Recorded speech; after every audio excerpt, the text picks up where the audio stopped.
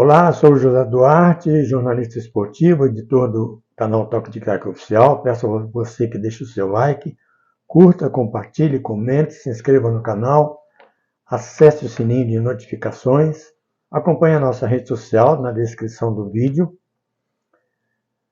E o assunto é Fluminense e Vasco. A briga continua.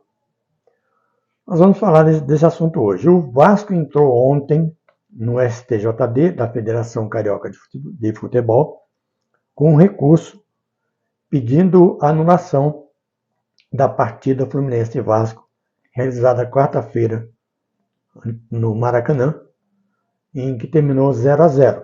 Porque o árbitro, senhor Bruno Mota Correia, auxiliado por Rodrigo Correia e o Wallace Santos, cometeu uma série de asneiras dentro do campo, na arbitragem, evidentemente. E o Vasco entende que foi prejudicado. Este senhor deu cartão amarelo a Zé Gabriel, do Vasco, Vegete, João Vitor, Paier, e vermelho para o Gary Medel, ou Medel, como queiram.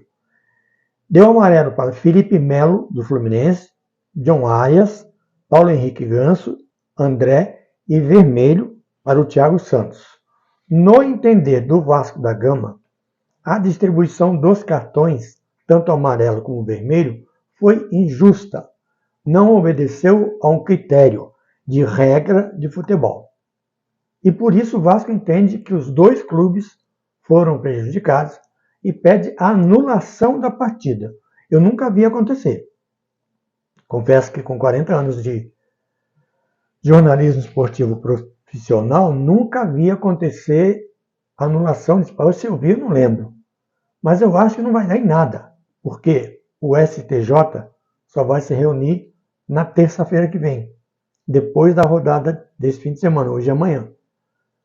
E não sei qual vai ser a decisão dos juízes, mas acho que não dá em nada. O problema é que a guerra está armada, não entre Fluminense e Vasco, mas entre Fluminense e Vasco, federação e arbitragem. Eu tenho dito aqui constantemente que a arbitragem brasileira é ruim, mas a carioca é pior. Eu acompanho, aliás, campeonato carioca já há alguns anos. Eu acompanhei campeonato carioca no interior do estado.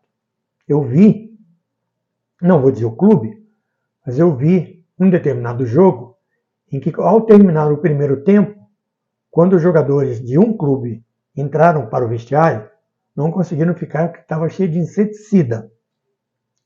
Eu vi um dirigente ficar atrás do gol e fazer sinal para o árbitro. Se ele fizesse positivo, normal. Se ele fizesse assim, era para o árbitro dar um pênalti para o time que ele torcia. E isso aconteceu num estádio aqui do Rio de Janeiro, 43 minutos, estava 0-0. O time deste senhor precisava da vitória e ele fez assim e o árbitro deu um pênalti escandaloso que classificou esse time para a semifinal do Carioca. Isso tem alguns anos já. Esse dirigente já até morreu. Não merece nem ser citado o nome dele aqui. Ele andou querendo prender jornalista, bater em editor, dar chicotada como é que é o nome? Dar chicotada em narrador, enfim, por causa dessas situações todas que ele armava. Eu cansei de ver a arbitragem sair pelo diretor de árbitros, era entregue a um dirigente da federação, que era o diretor de vice-presidente de relações externas, e ele pegava o papel e dizia assim, aqui vamos mudar, vamos botar esse aqui, esse aqui, aqui. E mudava. E você divulgava uma coisa durante a semana, porque naquela época ainda tinha o sorteio 48 horas antes, e na hora o árbitro era mudado, era trocado. Não sei se está acontecendo isso ainda, porque não dá para confiar na Federação Carioca de Futebol. Eu já disse aqui, repito, e goste quem quiser, para mim, o futebol carioca é o pior futebol digamos, do Sudeste. Não digo do país, mas do Sudeste. É o futebol mais mal praticado. E não vai mudar minha opinião por causa de ninguém, não. Agora, dois clubes grandes, Fluminense e Vasco, jogam, terminam 0-0, um pede anulação da partida e o outro é a favor.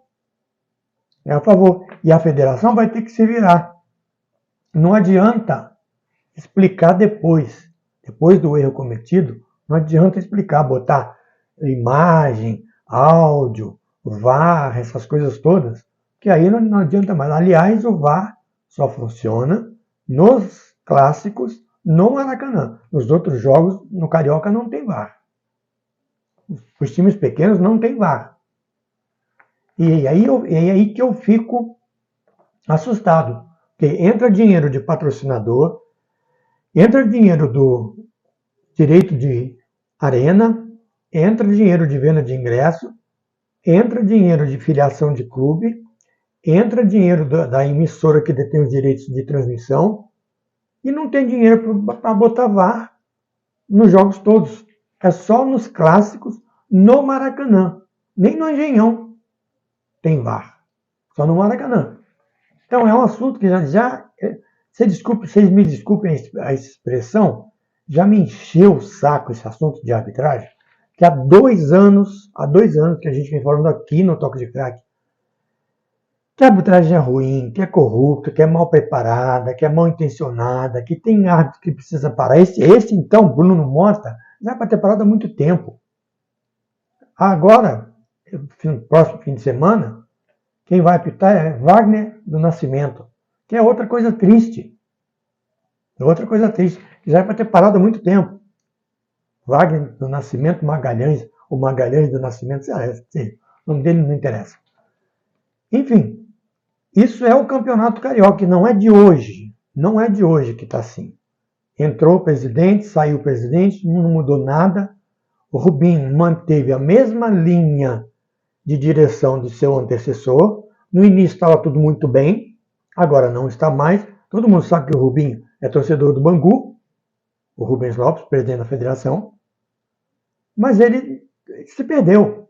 Acho que estava na hora dele sair. Como também a arbitragem, a direção de arbitragem do Rio. Mas não adianta falar, porque do Brasil também é assim.